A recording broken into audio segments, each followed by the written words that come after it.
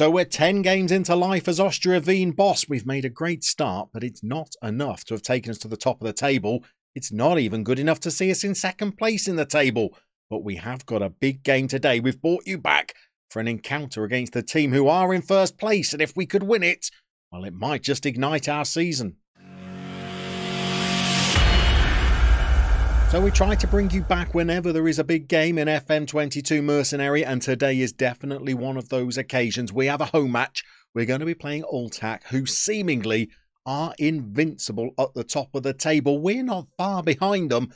We've had an unbeaten opening 10 games to the season. The only trouble is there are two other teams that have performed even better, and in fact, in our next two episodes, we're going to be bringing you back for games against both of those top two sides.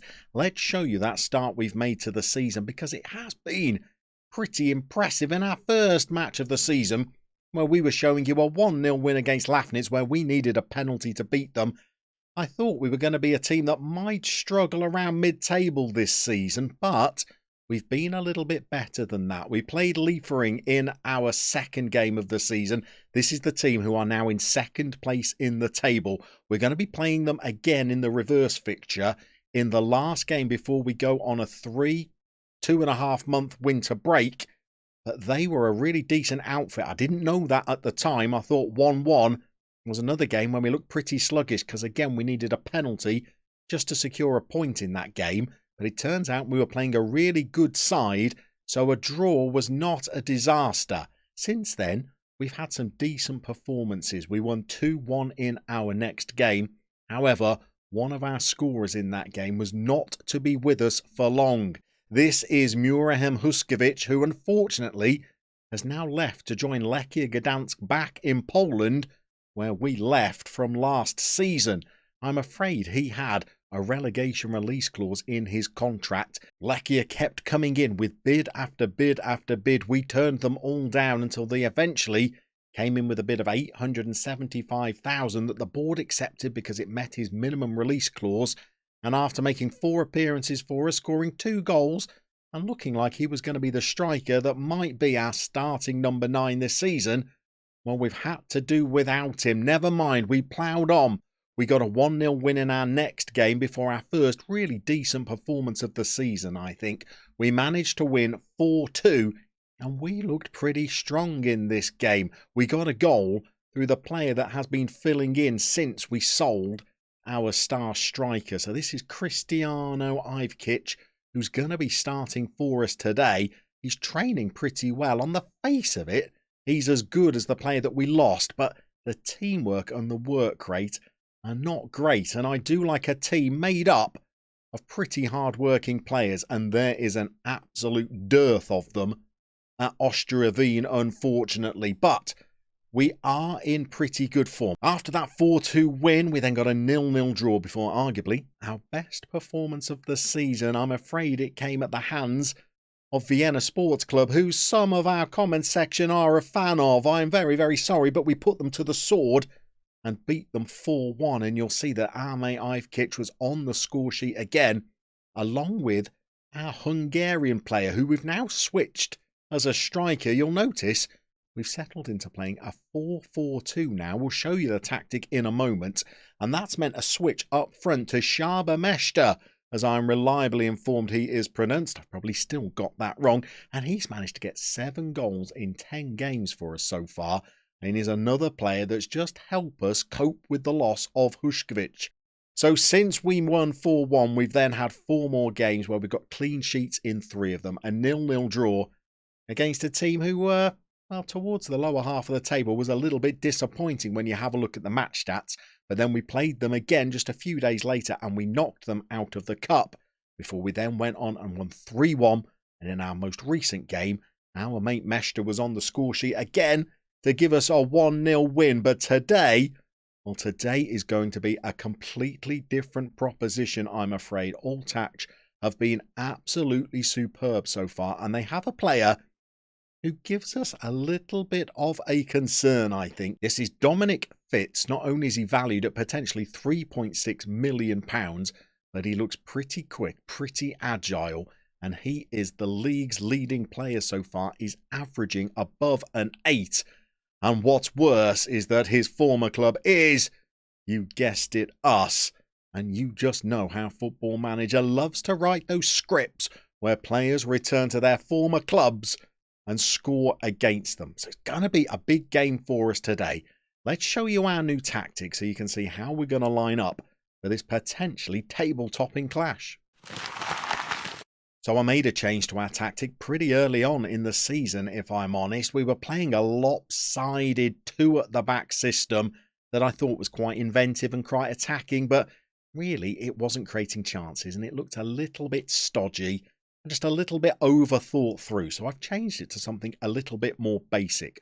I've brought in a right winger by the name of Enis Safin, who's our only other player that can play down the right. He's not great. He's not particularly happy at the club, to be honest, because we had bids coming in for lots of our players before transfer deadline day, and he seemed to want us to sell all of them for reasons that are unknown to me. But he's reasonably quick and he can cross and dribble. When he's hot, he's all right, but he's had plenty of pretty duff afternoons. But bringing him into the squad has allowed us to just settle into a 4-4-2 formation. And the player that it's got the best out of, I would say, is our star man, Uwe Furstenhofer, has looked really good over recent weeks. He's now averaging above a 7.8. He's managed to get 5 assists. He's got 2 goals as well. And when he strikes a ball, by the way, it stays hit. Both of his goals so far this season have been very firmly placed shots.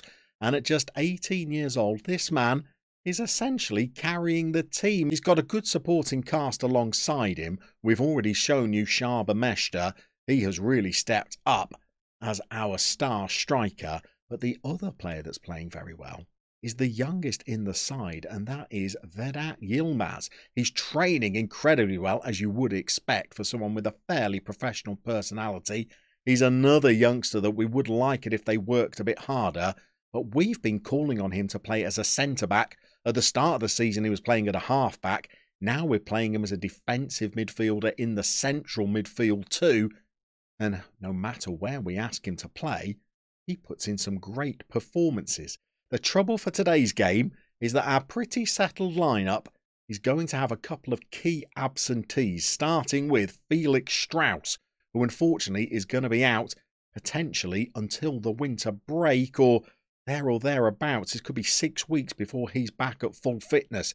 He has formed a pretty formidable back line this season when asked to play alongside Marcus Vostri or when he's been out injured. We've been dropping Yilmaz back into the defence, but we're going to be without him today. And I think the player we're going to bring in is another very tender 17-year-old in Maximilian Becker. Another player that's not training superbly, but whenever we've called on young Maxi, he's done okay so far. He's averaging a 7, but we've got other injury problems as well. We have a very young midfield. I think Enis Safin at 21 years old is the oldest player amongst this midfield 4. And another one of the teenagers, Bertie Heinrich, is going to be missing today. He's got a pulled hamstring. I don't mind playing players who are out for a day or two, but not with hamstring injuries. That seems a little bit risky today. So the player we're going to bring in is another youngster. We'll bring in Babs for today's game. 18-year-old Ghanaian.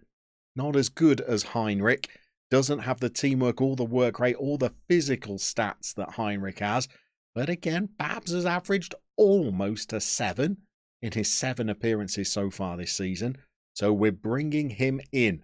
If we're going to do well today, and it's a big ask for us to do well today, the man who's going to have to blow hot is Cristiano. He has either been wonderful or he has been wretched so far. But he's on a 3-game run where he's done okay. Over his last 3 performances, he's got a 7.3, a 7.5 and a 7.4, 2 assists and a goal. If we could get that kind of performance from him, rather than the 6s that he tends to throw in with regular occurrence, we could be in luck this afternoon. If he has an off day, well, we could be in a little bit of trouble. Today's game is against what is arguably a juggernaut that shows no signs of losing. Let's show you exactly what we're up against with the Scout Report.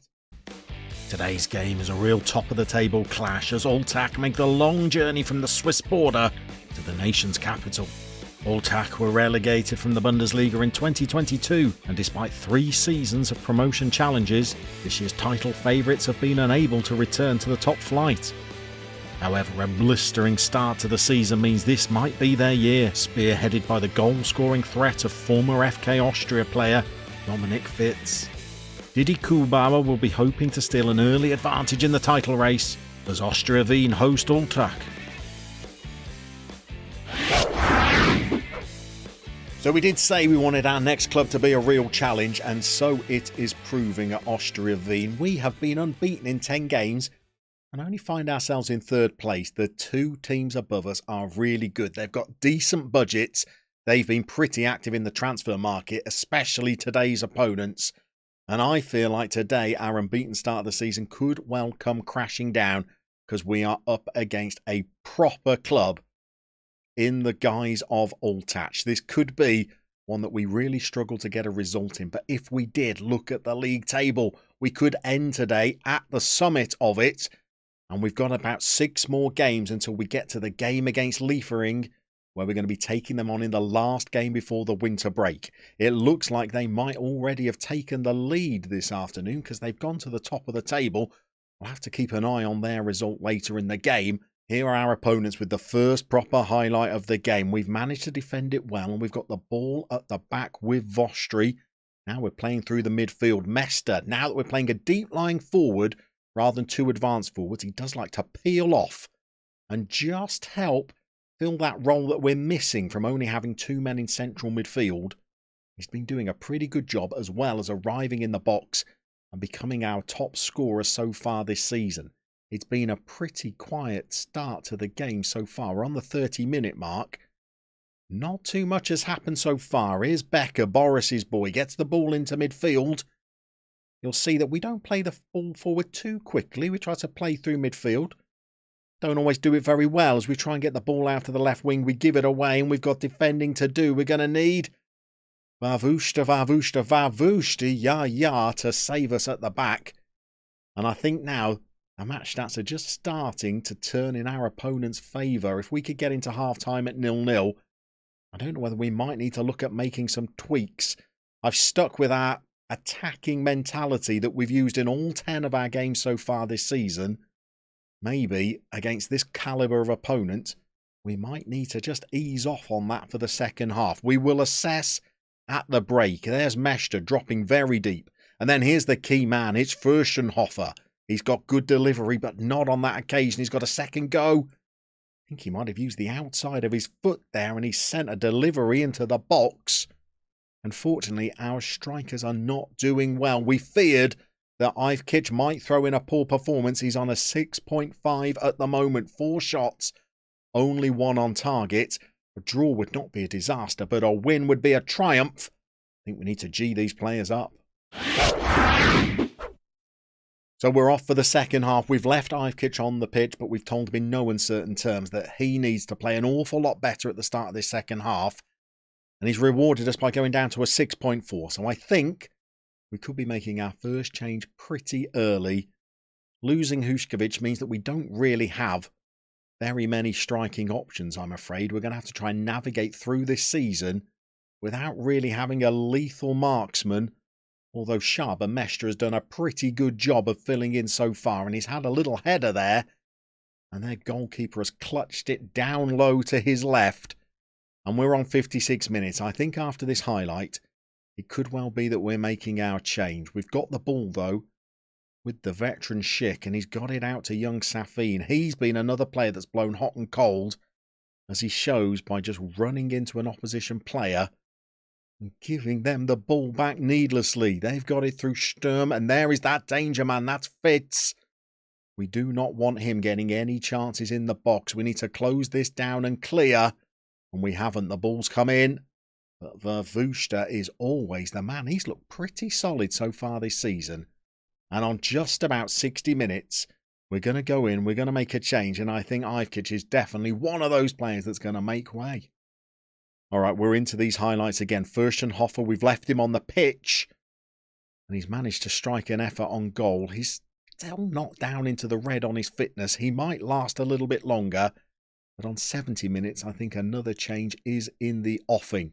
We've got poor performances by Babs in the midfield. Maybe that is the next change we're going to make. We're going to bring on Kovac. And we're actually going to swap Yilmaz and Kovac around. Kovac was a player who was playing at right back for us at the start of the season. Didn't do very well there at all.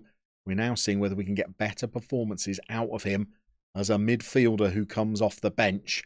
Maybe Yilmaz can stride forward and get us the goal that we need. I think on 80 minutes, our final change will need to be Furstenhofer, but are we going to be behind when we make it because we've got Fitz on a free kick? And Varvusta shows why Kate Bush values him so highly. And now we can make that change. He's gone down into the red, so we're going to bring on Mick Hucknall. No, Michael Hutter we're going to bring on, who's not really as good as what he's replacing, especially with dribbling of 5. With that in mind, maybe rather than a winger, we'll just ask him to be a wide midfielder and put some delivery into the box without necessarily running with the ball. And I think this one could just be going into a 0-0 draw. We've got one final highlight with 4 minutes of injury time. This is certainly going to be a proper one. Could it be one for us? We've got Meshta. He sent the ball through. That's where our star man would have been onto it as a winger instead. Mick Hutternall doesn't get onto those kind of passes, but we've still got the ball. We're building it up. Vostri goes all the way back to Vervusta, and we've gone long. And we shouldn't have. We should have built up the play properly. Kovac misses his tackle in midfield. We've won it back. We've won it back, and the highlight has petered out. And I think this is going to be a full-time one. How do we feel about a 0-0 draw against a team that looked like they could run away with the title? I don't know. It feels like a chance lost because they didn't really have too many chances to threaten us, and we've definitely shaded the XG. Let's have a look at how that's going to leave the table before we judge what we make of that result. Well, Liefering have won their game 2-0. They're now 2 points clear of Ultak, and we're a further 2 points behind. So that looks like we have lost a bit of ground. But one important thing to note is that there is only one promotion out of this division. Only the team that finishes top is going to go up to the Bundesliga. However, Liefering can't be one of those teams because they are Red Bull Salzburg's B team, and they're not eligible for promotion. So I guess in the grand scheme of things, we're only really 2 points off promotion rather than being 4 points off Liefering because they are not eligible for promotion, but they will be our opponents when we come back for Wednesday's episode. It's going to be another tough game. Hopefully, we can show you a goal in that game because we're conscious of our 2 episodes with Austria Wien only bringing you 1 goal, and that was from the penalty spot. That's something we'll try and improve on for when we see you next.